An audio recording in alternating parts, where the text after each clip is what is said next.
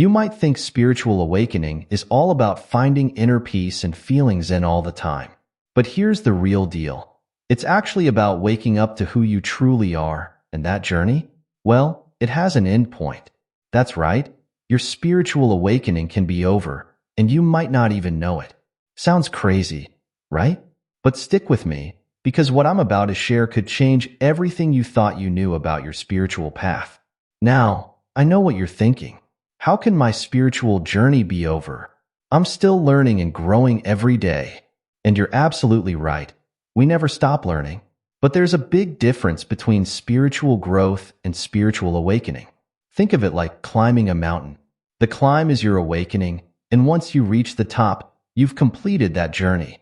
But the view from up there? That's where your real spiritual life begins. This video is for all of you out there who felt different, special, or like you're on a mission that's bigger than yourself. You know who you are. You're the ones who've always felt a little out of place in the normal world. The ones who see things others don't, who feel things more deeply, who just know there's more to life than what meets the eye. If that sounds like you, then congratulations. You might just be one of the chosen ones. And if you are, your spiritual awakening might already be complete. Now, let's talk about how you can tell if your spiritual awakening is actually over. It's not always obvious, and it doesn't come with a certificate or a graduation ceremony. But there are some clear signs that you've reached the end of this particular journey. The first big sign is a deep sense of inner peace. Now, I'm not talking about feeling happy all the time or never getting upset. Life is still life, and it will throw curveballs at you. But when your awakening is complete, you'll notice that underneath all the daily ups and downs, there's a calm center that doesn't get shaken. It's like you're a boat on the ocean. The waves might toss you around, but deep down, you're anchored to something solid. Here's an example from everyday life. Let's say you're stuck in terrible traffic. Before your awakening, this might have sent you into a spiral of stress and anger. You'd be fuming, honking your horn, maybe even yelling at other drivers. But now, you might still feel a bit frustrated, but it doesn't rock your world.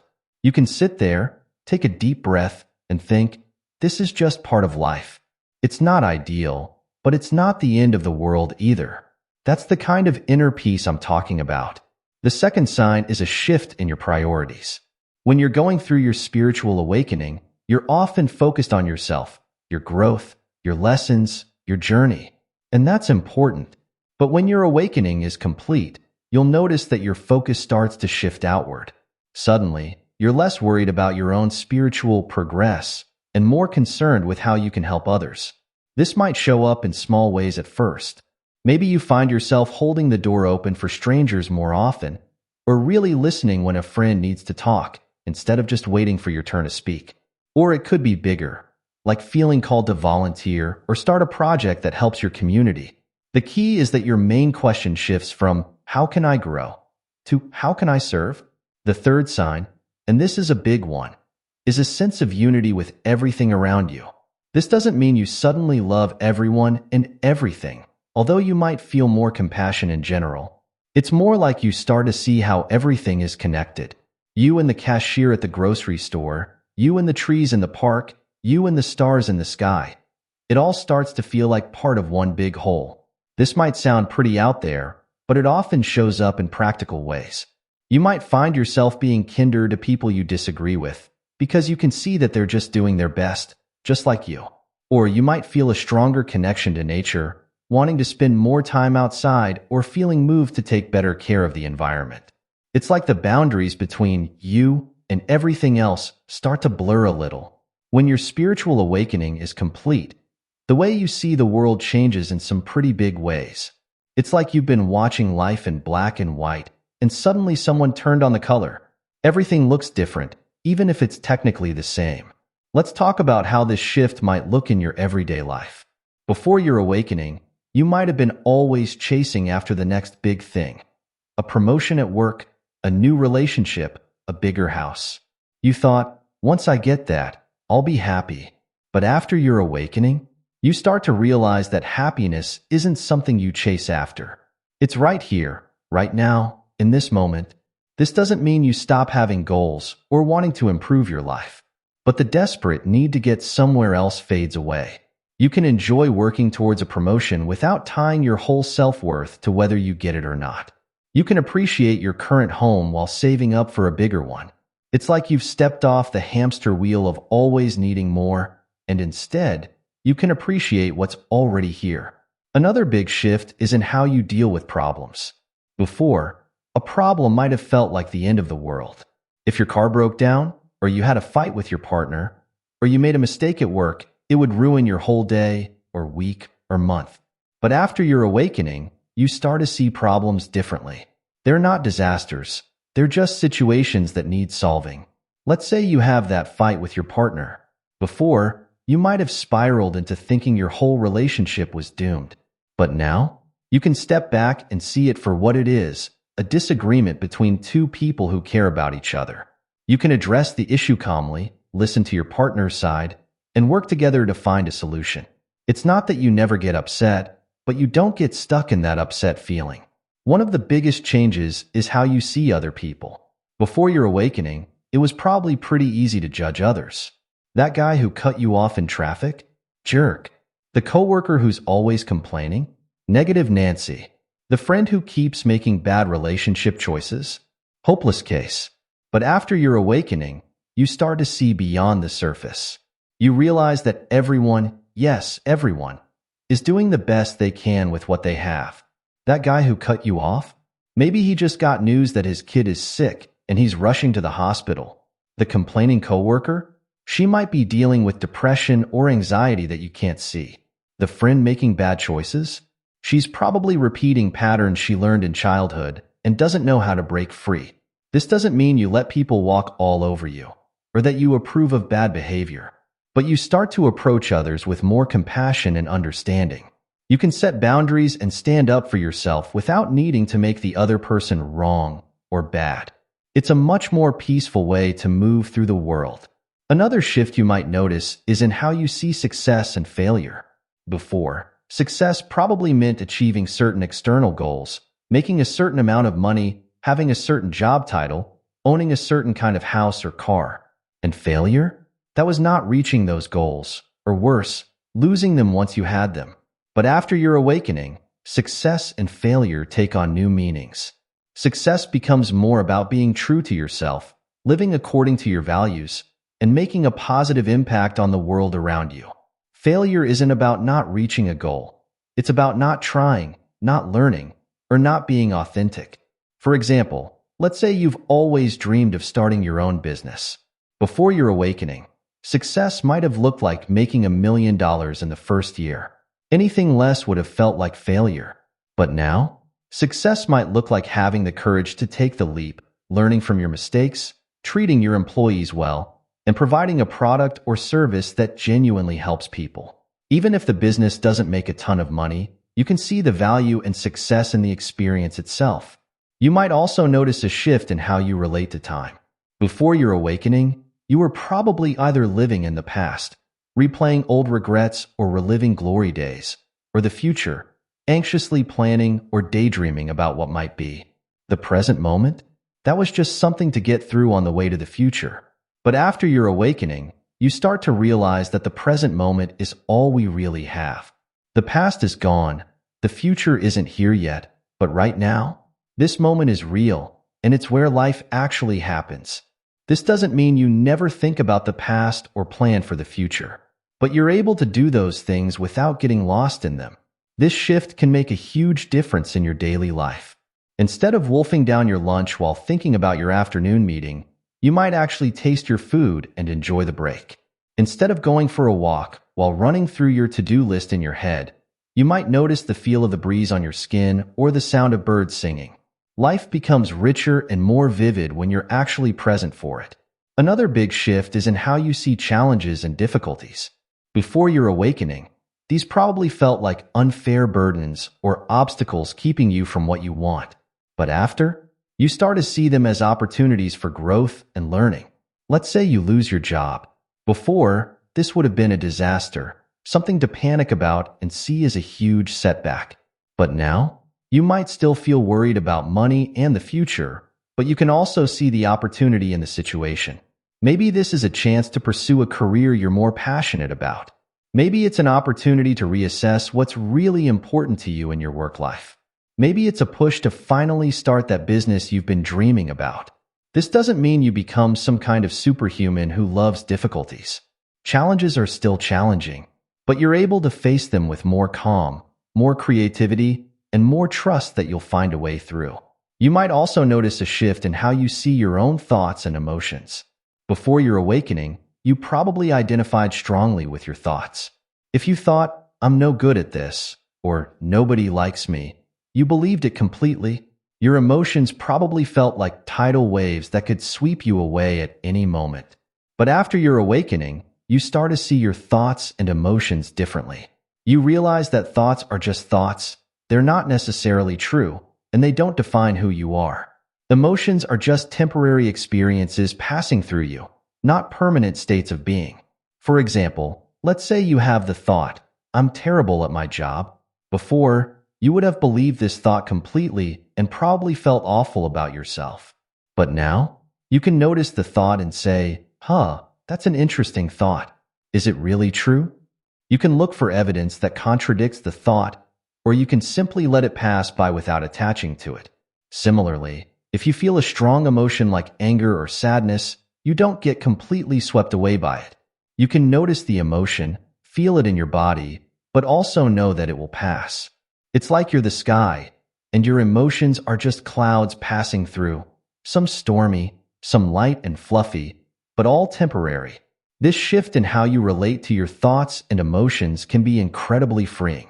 You're no longer at the mercy of every passing thought or feeling. You have more space to choose how you want to respond to situations, rather than just reacting automatically. Finally, you might notice a shift in how you see your own identity.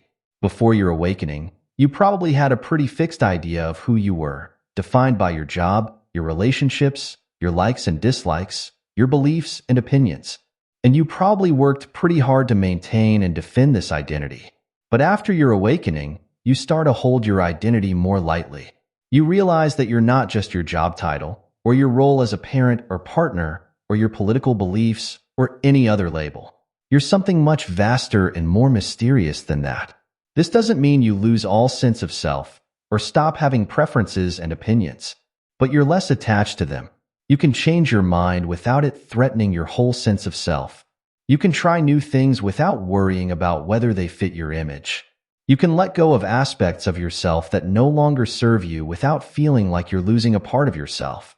For example, maybe you've always seen yourself as a city person who could never live in the country. But after your awakening, you might find yourself open to the idea of a quieter, more rural life. Or maybe you've always been very career-focused, defining yourself by your professional achievements. After your awakening, you might find yourself valuing other aspects of life more, like relationships or creative pursuits. This looser hold on identity can make you more flexible, more open to new experiences, and more able to connect with all sorts of different people. It's like you've expanded beyond the small box you used to live in, into a much bigger, more open space. All these shifts in perspective don't happen overnight. They're gradual, and you might move back and forth between old and new ways of seeing things. But over time, you'll notice that your default way of experiencing the world has fundamentally changed.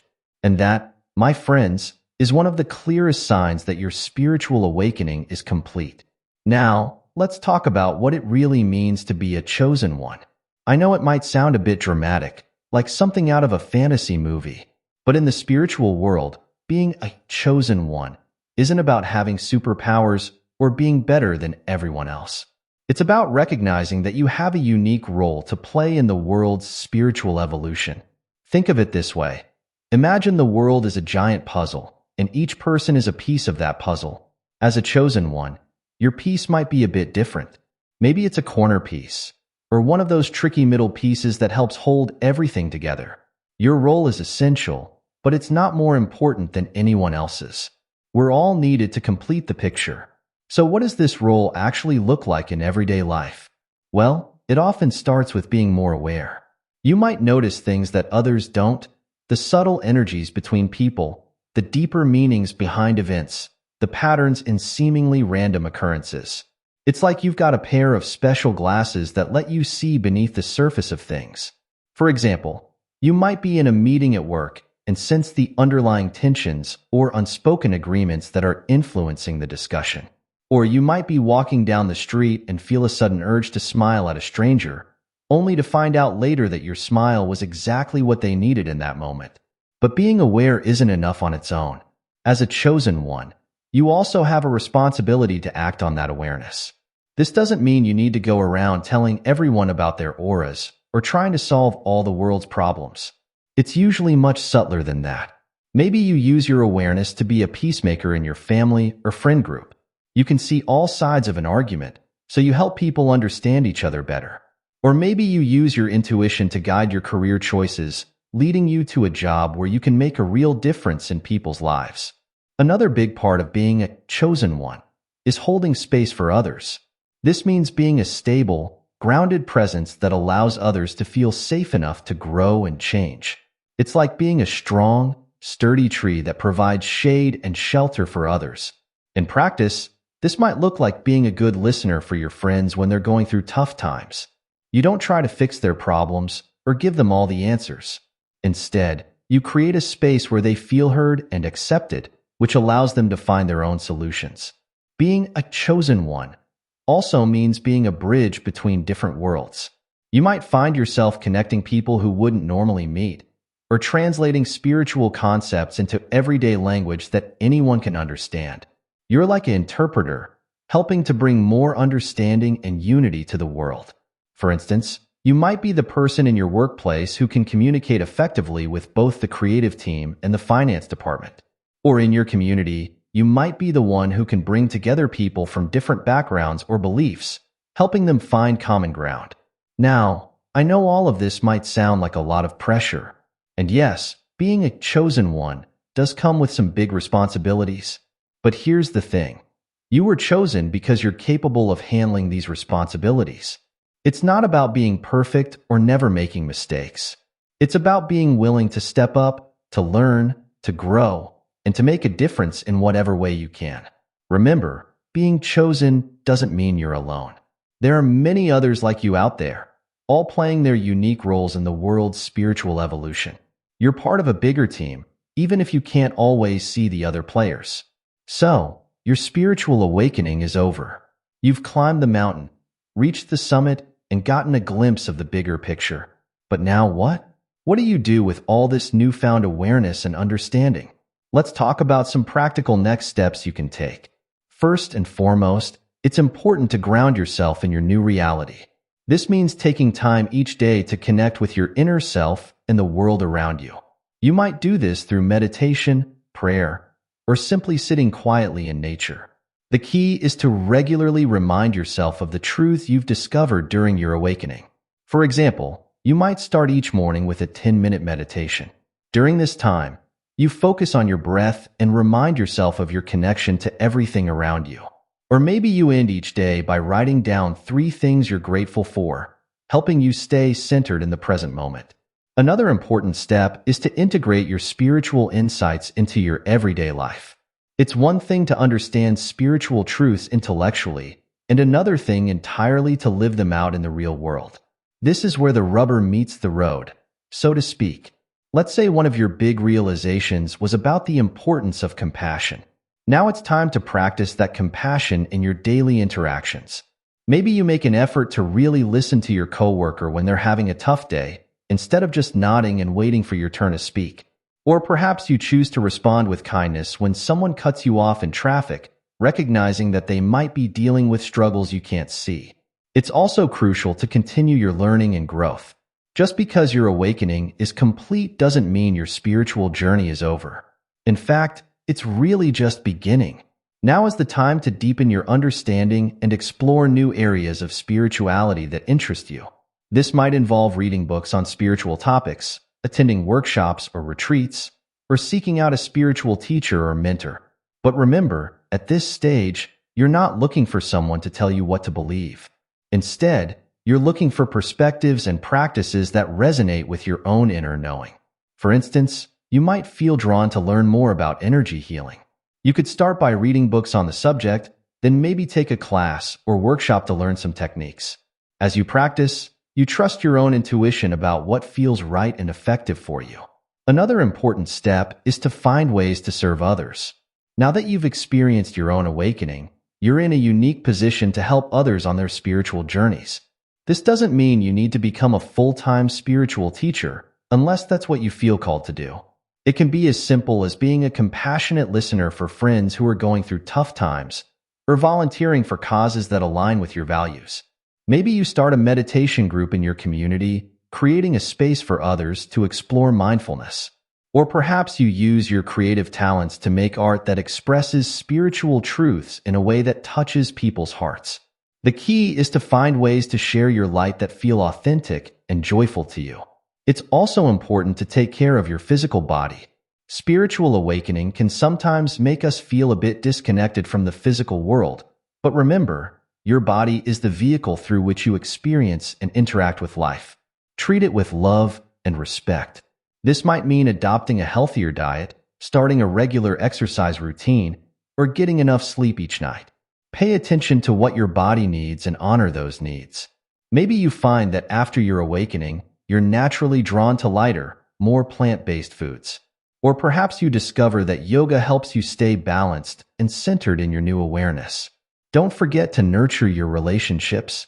Your awakening may have changed you in significant ways, and this can sometimes create distance between you and the people in your life. Make an effort to connect with your loved ones from your new perspective. Share your experiences with them if they're open to it, but also be willing to meet them where they are. For example, if your partner isn't interested in spirituality, you don't need to constantly talk about your awakening experiences. Instead, find ways to express your newfound love and compassion in ways they can appreciate. Maybe by being a more attentive listener, or by showing more patience during disagreements. Lastly, remember to be patient with yourself. Integrating a spiritual awakening into your everyday life is a process, and it takes time. There will be days when you feel totally aligned with your highest self, and days when you fall back into old patterns. That's okay. What matters is that you keep coming back to your truth, keep growing, keep learning. Now, let's talk about some of the challenges you might face after your spiritual awakening. It's not all smooth sailing from here on out, and being prepared can help you navigate these waters more easily. One of the biggest challenges many people face is a sense of isolation or loneliness. After your awakening, you might feel like you see the world differently than most people around you. It can be frustrating when you try to share your experiences or insights with friends or family, only to be met with blank stares or skepticism. For example, you might be bursting with excitement about a profound realization you've had about the interconnectedness of all things. But when you try to explain it to your best friend, they just change the subject to the latest gossip or TV show. This can leave you feeling misunderstood and alone. The key to overcoming this challenge is to remember that everyone is on their own journey, moving at their own pace.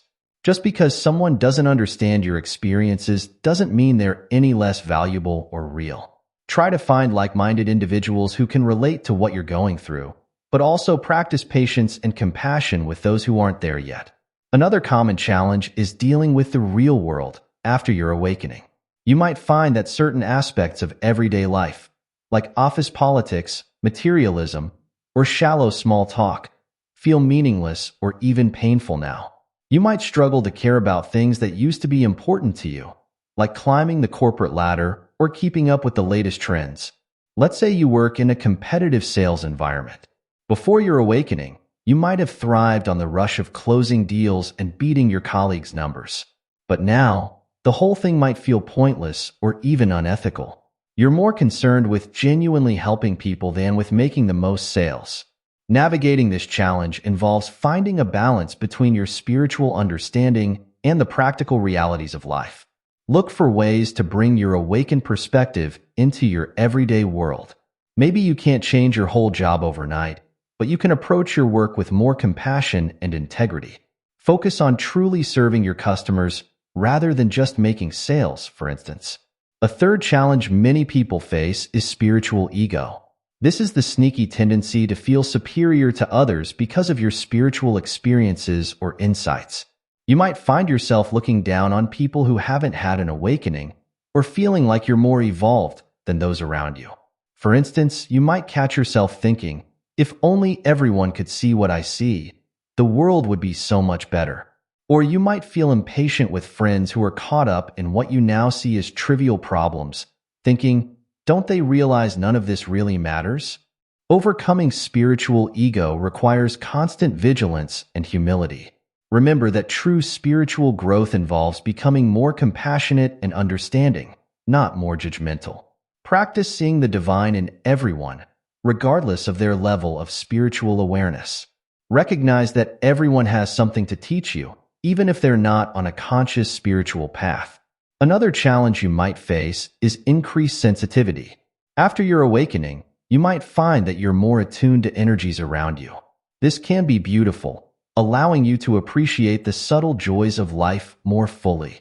But it can also be overwhelming, especially in crowded or negative environments. For example, you might find that you can no longer tolerate violent movies or TV shows that you used to enjoy. Or you might feel drained after spending time in busy public places, picking up on all the different energies swirling around. To deal with this increased sensitivity, it's important to learn good energetic hygiene. This might involve practices like grounding yourself regularly, setting clear boundaries, and creating a peaceful home environment. You might need to be more selective about the media you consume and the environments you spend time in. A fifth challenge is maintaining balance. After an awakening, it's common to swing to extremes for a while. You might become so focused on spirituality that you neglect practical matters, or you might go through periods of doubting everything you've experienced. For instance, you might be so excited about your new spiritual understanding that you want to meditate for hours every day, neglecting your work or relationships. Or you might have moments where you wonder if you've just been deluding yourself this whole time. Finding balance is an ongoing process. It involves integrating your spiritual insights into your everyday life in a sustainable way. This might mean setting a realistic meditation schedule that doesn't interfere with your other responsibilities. It could involve finding ways to bring mindfulness into your daily activities, rather than seeing spirituality as separate from regular life. Lastly, you might face the challenge of unresolved issues resurfacing. Spiritual awakening often brings up old wounds or patterns that need healing. This can be painful and confusing, especially if you thought you'd moved past these issues. For example, you might find yourself suddenly dealing with anger or fear that you thought you'd overcome years ago. Or you might notice that you're still falling into unhealthy relationship patterns despite your newfound awareness. Remember, this resurfacing is actually a good thing, even though it doesn't feel like it in the moment. It's an opportunity for deep healing. Be gentle with yourself as you work through these issues. Don't be afraid to seek help from a therapist or spiritual counselor if you need it. All of these challenges are normal parts of the post-awakening journey. They're not signs that you're doing something wrong or that your awakening wasn't real. In fact, working through these challenges is part of the ongoing process of growth and integration. With patience, self-compassion, and perseverance, you can navigate these obstacles and continue to deepen your spiritual understanding. After your spiritual awakening, you might find that your relationships start to shift. Some may deepen, others might fade away, and you'll likely feel drawn to connect with new people who share your perspective. This process of realigning your social circle is natural and important, but it can also be challenging. Let's explore how to navigate these changes and build meaningful connections in your post-awakening life. First, it's important to understand that not everyone in your life will relate to or understand your spiritual experiences. And that's okay. You don't need to cut ties with everyone who doesn't share your spiritual outlook. Instead, focus on finding ways to connect authentically with people, regardless of their spiritual beliefs. For example, you might have a longtime friend who's not interested in spirituality at all. Instead of trying to convince them of your new insights, focus on the qualities that drew you to this friend in the first place. Maybe you share a love of hiking, or you've always appreciated their sense of humor. You can still enjoy these aspects of your friendship while respecting that your spiritual paths are different. At the same time, you'll likely feel a strong desire to connect with others who have had similar experiences. This is where finding or creating a spiritual community can be incredibly valuable. Look for local meditation groups, spiritual book clubs, or workshops on topics that interest you. These can be great places to meet like-minded individuals. For instance, you might join a weekly meditation group at a local community center. Here, you can practice together and share experiences with others who understand what you're going through. You might form deep friendships or simply enjoy the sense of belonging that comes from being around others on a similar path. Online communities can also be a great resource, especially if you live in an area where it's hard to find in-person spiritual groups. There are countless forums, social media groups, and online courses where you can connect with people from all over the world who are on a spiritual journey. You might join a Facebook group dedicated to spiritual awakening, for example. Here, you can ask questions, share insights, and offer support to others. Just remember to use discernment online, as not all spiritual information or communities are equally helpful or authentic. As you connect with others, it's important to maintain healthy boundaries. Just because someone is on a spiritual path doesn't mean they're automatically trustworthy or that their approach is right for you. Trust your intuition and don't be afraid to step back from relationships or groups that don't feel right. For example, you might meet someone at a spiritual retreat who you really connect with. But if they start pressuring you to follow a specific guru or join an expensive program, it's okay to say no. Your spiritual journey is unique to you, and you don't have to adopt anyone else's beliefs or practices. Remember, too, that connecting with others isn't just about finding people who are exactly like you. Some of your most valuable connections might be with people who challenge you or offer different perspectives. Be open to learning from everyone you meet, even if their path looks different from yours. You might form a friendship with someone from a different spiritual tradition, for instance. While you might not agree on everything, you could have fascinating discussions that broaden your understanding and deepen your own practice. As you build these new connections, don't forget about the importance of giving back. One of the most fulfilling ways to connect with others after your awakening is through service. Look for ways to use your gifts and insights to help others, whether that's through formal volunteer work or simply being a compassionate presence in your daily life. Maybe you feel called to start a meditation group for beginners, sharing the practices that have helped you. Or perhaps you volunteer at a local food bank, bringing your awakened perspective of compassion and interconnectedness to this work. Lastly, remember that one of the most important connections you can nurture is the one with yourself. Take time for self-reflection, solo practices, and simply being with your own thoughts and feelings. This inner connection will help you stay grounded and authentic in all your other relationships. As we wrap up this journey through the landscape of spiritual awakening, let's take a moment to reflect on the incredible transformation you've undergone. From the initial signs that your awakening was complete, through the profound shifts in perspective, to navigating the challenges and forging new connections. You've embarked on a remarkable journey of growth and self-discovery. Remember, completing your spiritual awakening isn't the end of your spiritual journey. It's really just the beginning. You've climbed the mountain and reached the summit, gaining a new vantage point from which to view the world. But there are always new peaks to explore, new depths to plumb within yourself. As a chosen one, you carry a unique responsibility. You've been given the gift of expanded awareness, and with that comes the opportunity and the duty to shine your light in the world. This doesn't mean you need to become a spiritual teacher or completely change your life overnight. It simply means bringing more consciousness, more compassion, and more love into everything you do. You might face challenges along the way. The path of spiritual growth isn't always smooth or easy.